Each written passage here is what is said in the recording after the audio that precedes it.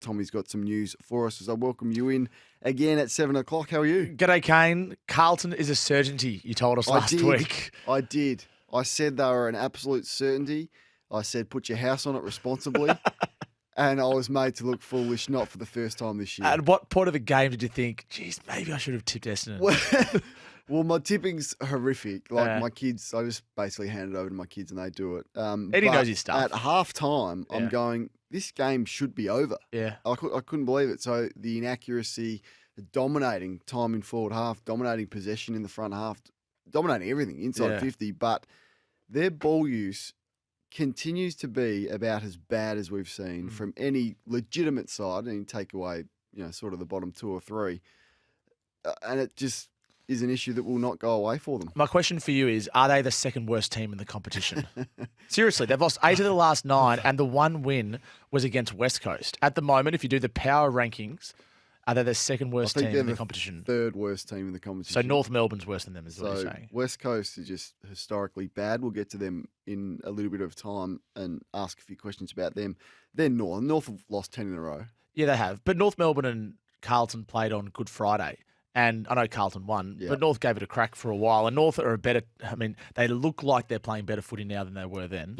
They blew them away after half time, and a few people texting through saying, well, how come Essendon aren't getting the credit? And they will get that because they're playing some excellent football, smashed them out of stoppage, which was Carlton's strength last year. Looks so much faster. They had more method with their ball use. I thought Brad Scott's coaching once again was excellent. The move of Merritt forward to shake that tag and the influence that he had in the third quarter. So Essendon will get their plaudits. But the story today is the Blues and how many ordinary players they have got in that lineup now. And that has been exposed. Lack of leg speed, lack of polish, lack of ball use. So then you call into question the way that they've built this list, Tom, and what it does mean for Michael Voss. Yeah, Michael Voss is contracted to the end of next year, and Brian Cook was asked, the CEO of Carlton, was asked on ABC radio last night whether he would be coaching Carlton in 2024, and his response was, Michael Voss's future with us is a 3-year contract, and he will be with us until at least the end of next year. He will coach round 1 next season. So unless Brian Cook resigns, Carlton have to stick by that. I know. Do they have to stick by that? Well, that wouldn't be the first club to. It wouldn't be, but I think Brian Cook is an honourable person and a man of his word, and I don't think he would be part of a decision to sack Michael Voss after saying that. That's unequivocal.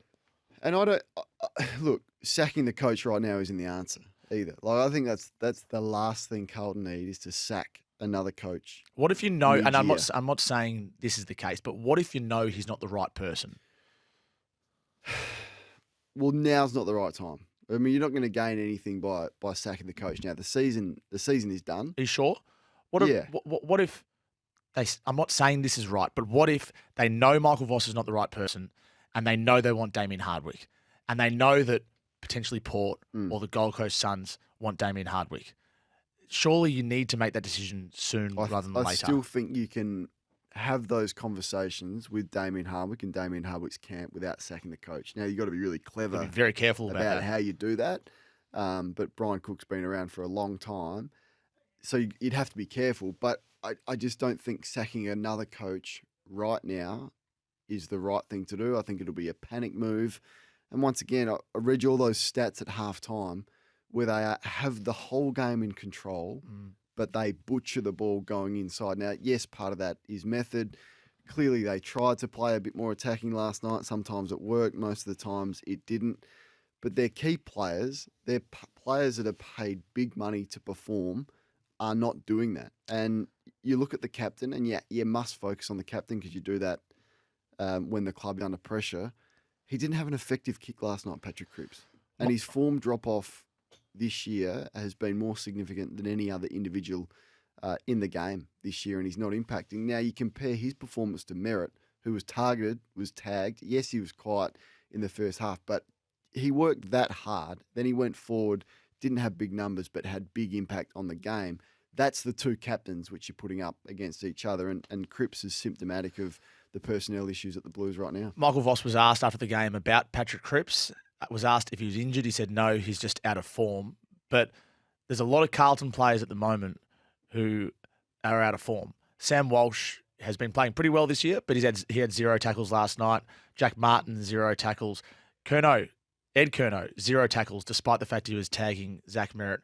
Brian Cook was also asked on ABC Radio whether they'd make football department changes, Kane, and he couldn't rule that out. So I'm just looking at their football department now, and we know that this buck stops with the senior coach. Yep. But Aaron Hamill's their backline coach. Tim Clark's their midfield coach, and Ashley Hansen, who's quite highly rated tactically, is their forward line and offensive coach. Luke Power coaches the VFL and head of development, according to their website. So unless you're going to shuffle that around, there's not much else to do. So that's the two ways you can go is do what the Saints did, not re-sign him and then sack him, but just make the call. He's not the guy, gone, or Essendon with Ben Rutten. He's just not the one. So you can either do that, or you can do what Richmond did in 2016 and move everyone around him. That's the feel that I get at the moment. But having said that, Sam McClure was on Footy Classified last Monday and he said Michael Voss is absolutely the coaching for his career, and that starts against Essendon. It couldn't have been a worse performance. So if you're judging by Sam's information that he had on Monday, you would think that they're going to make a call very, very soon on Michael Voss. Blues fans, interested in your thoughts. Is sacking another coach the way to go, or should they be backing in Michael Voss? Change the fitness department around him. They look sluggish. They don't look fit enough. They don't cover the ground fluently enough for me and the assistants around him. That's what I would be doing, but I understand that was a coach-killing performance. So Michael Voss has been coaching now for 2 years, 3-year contract. Are Carlton a better team than when David Teague? Same record as Teague. That's right. So are they a better team than when David Teague was coaching? And you'd have to say no. And that the worst part about that is the list should have evolved because they've gone in with this list again. I mean, even just little moves that you make, like bringing Blake Acres in, are little signs that you think you're ready to go. Adam Chera. And there's no room to move, as we've spoken about a number of times, with this salary cap. So, significant issues at the Blues. We can take your calls on that, 1300 736 736. I want to talk about just where the game is at, Tom. And state of the game discussion. Well, I sort of launched a volcano on this on the Sunday Footy Show yesterday. But look, in terms of the confusion around it, I've never been more confused about what you can and can't do in the game. So this doesn't just come with the MRO. There's certain rules in this game that are now extinct. You never see a 50-metre penalty paid for a player running through the protected zone. You never ever see that. I want to know about why staging isn't penalised anymore. I want to know about the MRO's performance. I want to know about 4 umpires and how that has affected the game. Has it been more accurate? Has it not? I want to know about the sling tackle, the risk of losing any physicality out of the game, and what the powers that be say about, are we losing key elements that make everyone love footy? And there is no footy boss, and there hasn't been a footy boss since September. Like, we're coming up to a year, and the AFL hasn't had a footy boss in a time where people have never been more confused. Like, I look at Merritt's tackle, and we did it in the ad break there. I got no idea if that's a week. None. Yeah. Zero. Yeah. You say, well, the player Chincotta didn't hit his head, so he That's might what it get looks right. like. That's what it looks like. But who would know? Yeah. I don't know about Sicily. Like, is Sicily, he's gone straight to the tribunal. Could he have done something different? Is it 3 weeks? I'm just so frustrated with where it is at, with umpiring, with MRO, and there is no one from the AFL, not one person, who can come on our program on a Monday morning and clear the air for us. So do you think a footy boss changes this? Yes. It makes a big difference. If they had a Brad Scott type, it's not Brad Scott. So if Brendan Gale is in that role, he can talk to us and tell us or answer the questions that we want answered about the mechanics of the game, the MRO, the sling tackle, the umpiring, everything around the game that footy fans talk about at the water cooler on Monday morning. The best segment on radio every week is Ray Chamberlain, because he comes on every fortnight with Jared and explains the thought process of the umpires. And you learn more in that segment than you do at any other time from interviews during the week.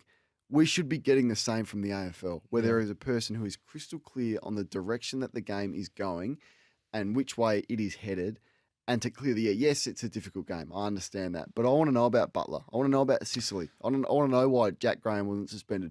I want to ask the question about Marcus Bontempelli. And look, I would have hated for him to have been cited, but was there any thought that that is now going to be an issue?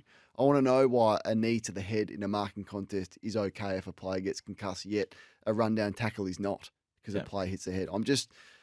as you can tell, incredibly frustrated. You're visibly animated. There's 2 CEOs at the AFL and not one footy boss. Well, this is what I was going to say. I think there's a lot of people that work very hard at the AFL, very good people. But they don't talk. But they've been in a state of flux for 12 months since Gil McLachlan announced that he was stepping down. It's been the longest goodbye of all time at AFL House. So Gil's entitled to go on his European holiday, which he's on at the moment, and have 2 weeks off. But until he moves on, Andrew Dillon really can't put his mark on the AFL as he would like to. And as a result, we're just treading water for 6 months on these key issues. Yeah, Andrew Dillon's been there for so long under Gil. I would have thought he'd have the information that he needs to know what footy boss is there for him. I would think so, but can he make the call? Well, he can now. Well, he's not the CEO yet. He's a CEO elect. He'd have a big role in it. In consultation, he can make the call with Gil. And another thing, if they want Brendan Gale, that's fine. But how long can they wait for him? If they're waiting for Brendan Gale to appoint Damien Hardwick's successor, can they wait another 3 months for that to happen? You know, like the game is at stake here. At some point, they have to go to Richmond and Brendan Gale and say, if you can't come with us now, then we've got to move on. Because not having a footy boss for an entire year, a permanent footy boss, Laura Kane's in an interim role, is unacceptable in the eyes of lots of clubs. And I've spoken to clubs over the past 2 months, and they're frustrated that there's that leadership void at the AFL on these matters. Last week, an email went from the AFL to all the clubs on dangerous tackles. And Sam Landsberger wrote an article in the Herald Sun saying that at least 3 or 4, so Adelaide, West Coast, and the Western Bulldogs were 3 of the clubs that didn't even pass on the dangerous tackle information to the players. Why? Because they think it's just too complex. Right. It's just too much. Like, we're confused. Don't give us more information. Luke Beveridge said in his press conference, we're not passing this information on. So, and that's the point. Like, did you see the fallout from just on social media and insight into the players on the Butler tackle? Like, they're shaking their head, going, "Is this what the game has come to?" And when did they make the call on the sling tackle? I mean, I heard Sammy Embend, I think, speaking about this on Crunch Time on Saturday morning. There was no memo in the off season about crackdowns on sling tackle. They just made the call on a whim, and all of a sudden, there's been 20 suspensions for sling tackles. Like, but no one was told about this. Yeah. Well, the potential to cause serious injury was sprung on us in round 1, as far as I'm concerned. So then you have Dan Butler tackling Nick Blakey in what I consider a low-impact tackle. And you can argue whether it's dangerous or not, but it was low impact because Nick Blakey wasn't concussed. But it's elevated to medium impact, which means he gets a week. If he gets low impact, it's a fine and it's a warning shot across the bows. And just remembering here, Adrian Anderson, then Mark Evans, used to come into the studio for a chat every second Tuesday evening on Sports Day. 100% they did. It was fantastic. That's good transparency. And I know, because I work with Jared and he tells me about it all the time. And we can't get Dan Richardson, who's the umpire. You can't get him. You just can't get him for a chat. We had Andrew Dillon on when he was appointed CEO, and it's magnificent. Yeah. And we said, can we do this fortnightly? Yeah. And they have a bit of a laugh, but the only person from the AFL that speaks is Razor Ray. Yeah. I'm just thinking myself, you know what's really helped Sam Mitchell? Coming on Fireball 100%. Friday every second Friday. Is that every fortnight? Every fortnight. And you're right. And he also went on. They got smashed in. It was an early game in the season. He went on classified, didn't he? He came straight in person on Footy Classified. So I just think the benefits of that, and once again, the Ray Chamberlain segment is terrific. But the 50-metre penalties paid late to St Kilda against Sydney on Friday night. I'd like an explanation on the umpire called Goulden to stand. He stands. He thinks he can't move. The umpire then calls him back, gives him half a second and pays a 50. That needs to be questioned because these are big decisions in big moments that cost people their jobs. Yeah. Start with some news out of the Pies. Yes. So Collingwood this year has made a concerted effort to put its supporters first. We can see that with their social media and the whole way they're sort of promoting the club, and this feel-good culture around the club has sort of emanated around the AFL. I can tell you this morning that they've also lobbied to get the fixture changed later this season. So their request was to play their round 18 game against Fremantle at the MCG on Saturday afternoon, July 15, move to Marvel Stadium. So they wanted the game against Freo to go from the MCG to Marvel Stadium. Then their Marvel Stadium match against Brisbane in round 23 on a Friday to go from Marvel, this will be a blockbuster, to the MCG. The AFL very quickly said no. Aside from COVID fixtures, The league maintains they're not going to start swapping games on the run. Now, the Blues might have also had to be involved in this as well, because if the AFL had an appetite for it, they were never contacted. But Carlton has an agreement to play 6 of their 11 home games at Marvel. They've got 3 left. It would have meant their game against Port Adelaide would have gone to the MCG, and Carlton would have been open to that had the AFL contacted them and asked, but they didn't, because the league is big on the fact that the fixtures are locked in once they set them in stone, even though clearly a rational or logical person would look at it and go, the Brisbane Lions at the MCG and Fremantle at Marvel makes perfect sense given the way the season's going. The AFL just got it wrong in the first instance. Because if you look at the Fitzroy supporters and the barracking that they have in Victoria, the Brisbane Lions, and we saw that on the weekend. They do come from everywhere. They do, but also, they probably got it wrong. But Fremantle played finals last year, and you probably think Fremantle would have been better this year than they were last year. Understand, but so did Brisbane. Brisbane were terrific last year. That's just a wrong fixture call. But equally, once they've made that call, I can understand why the AFL doesn't want to go back on it. Can you? Then it opens up a precedent for everyone to can then Gold Coast ring up and say, we want to play another game in Darwin, like mid-year. Like, it's just, I know this one doesn't have too many flow-on effects to it, but I think the AFL's got enough on their plate without clubs ringing, complaining about their fixture and where the games are scheduled mid-year. Maybe they should have a footy boss they can deal with those phone calls. Okay. That would be handy. On more serious matters, Marlion Pickett has been remanded in custody in Perth. Pickett was arrested yesterday afternoon, less than a day after he played for the Tigers against Freo in Perth in that win. He's been accused of 4 counts of aggravated burglary, 3 counts of stealing, and 3 counts of criminal damage targeting commercial properties. This all allegedly occurred last December and January. It's interesting the police let him play and didn't question him at the airport. Yeah, they questioned him the day after the game, and he knew he was going to be questioned at the time of playing the game. Right. He didn't know that he'd be charged at the time of playing the game. He'll face the Perth Magistrates Court early tomorrow afternoon. That'll be today, actually, to apply for bail. And he had stayed in Perth to see family and friends. So clearly we know his history. There's football ramifications here. He's out of contract at the end of this year, but these are serious charges. Very, very serious. And we'll wait and follow with updates. But the club has vowed to support him. Yep. And you had a statement also from his manager. Yeah, I did. I had a statement from Anthony van der Willen, who's his manager. I spoke to him briefly last night over the phone. In response to these allegations, Marlion has strong intent to defend himself against the charges, the statement said in part. MRO news, this is a weekly discussion point. This week, James Sicily is the lightning rod really for all this, because he has received a 3-match ban for rough conduct. He's the 20th player this year to be charged with rough conduct, dangerous tackle for his tackle on Hugh McCluggage. As soon as it goes to the MRO, it is minimum 3. No, Tribunal's minimum 3. MRO. I thought he was sent straight to the Tribunal. Yes, which is minimum 3. Yes. So it gets graded. So it's careless because it's a tackle, it's a football action, as opposed to, let's say, Barry Hall on Brent Staker or Tom Bugg on Callum Mills, which would be intentional. This is careless. So it's either none or 3 if he gets off. If he gets knocked out, it's either none or 3. So it's careless, severe impact because he got concussed, and then high contact, and you put that across the matrix, that's 3 weeks. Minimum 3 weeks at the Tribunal. Now, he can argue it. He might be able to argue it so he gets down or gets off, but this won't be 1 or 2 weeks. This will be none, or this will be 3, or whatever the AFL argues for. And when you look at James Sicily, I don't think James Sicily knew what he was doing at the time, but the question isn't whether he intended to hurt the player. The question in the eyes of the AFL and the MRO is whether he should have shown more care in tackling the player. So it's a lower bar. It's a lower threshold. What's your take on the situation? Well, I think as I've said, I'm confused by it. And I look at that and I go, it was an awkward motion. Yeah.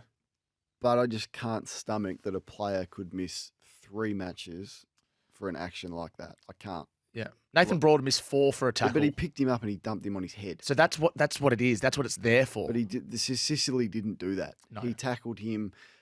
He got himself in an awkward position, McCluggage, where he was almost sitting on Sicily's chest. And you could argue the next motion was the one that caused the concussion. But once again, I think they can argue their way out of this one. Maybe. I think under the laws as they are at the moment, I think the MRO has done the right thing to be consistent.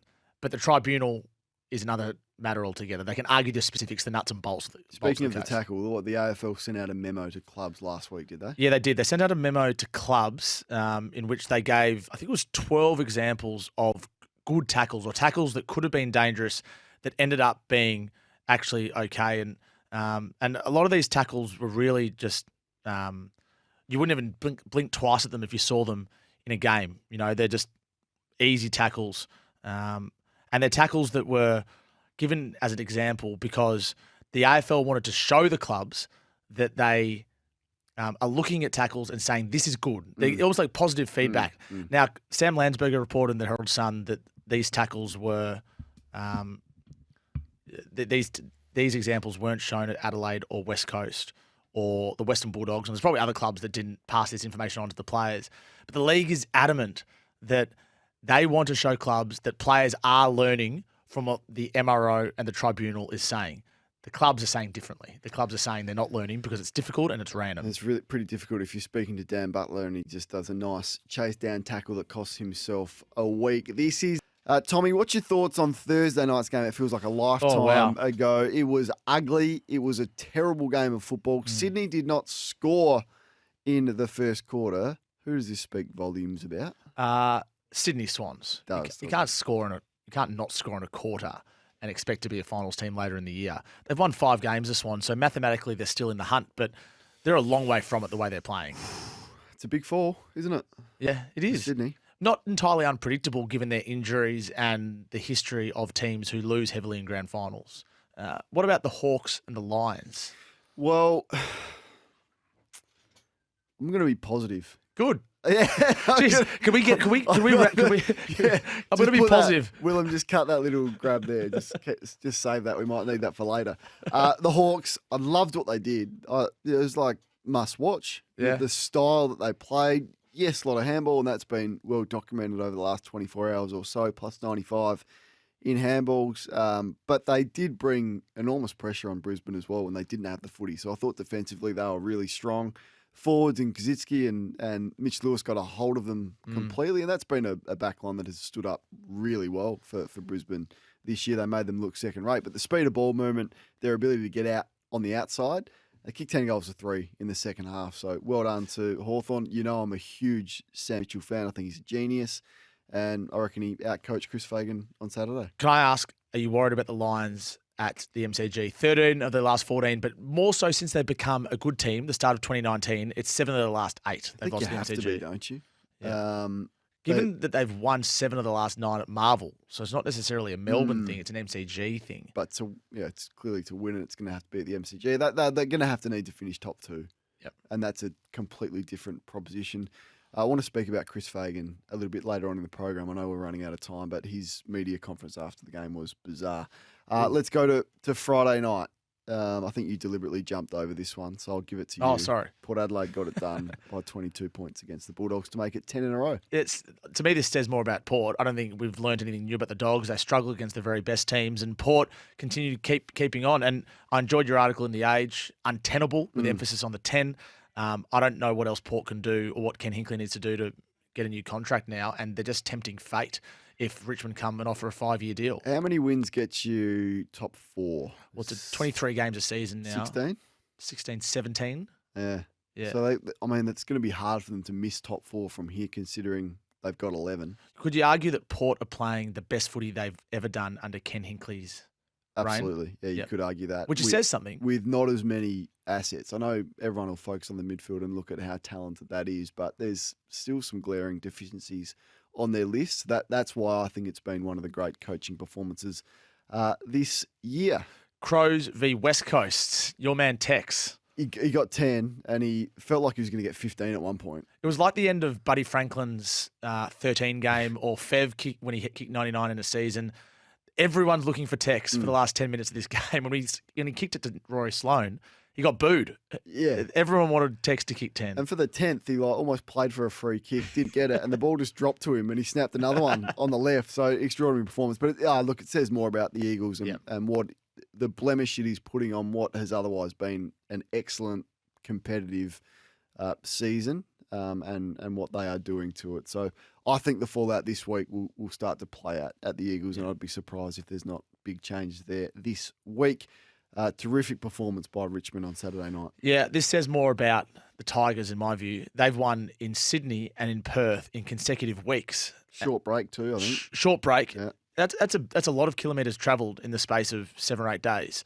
And they're playing some good footy under Andrew McQualter. But I just urge you, Kane, don't get sucked into the caretaker momentum. There's no risk of me doing that. No, good. No. In 2019, not Alan Richardson, Brett Ratton, David Teague and Reece Shaw all got the job based off momentum because they picked up a football program that was already set in stone. The players were refreshed. There was a bit of a sugar hit.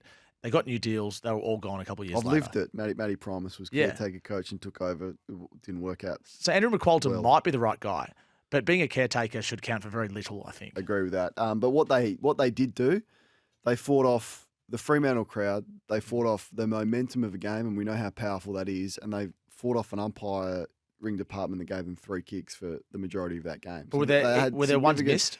Well, I think it's very rare to be only paid 3 free kicks in a game that had about 100 stoppages in the wet.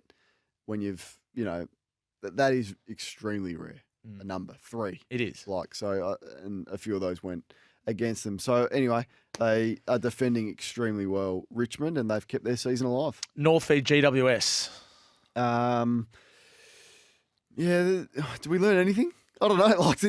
I come away from that game going, okay, for the first half, North were really competitive again. George Warlaw could be captain of North within 100 games. We knew that. I knew that. So I'm not sure if I learnt anything out of the game.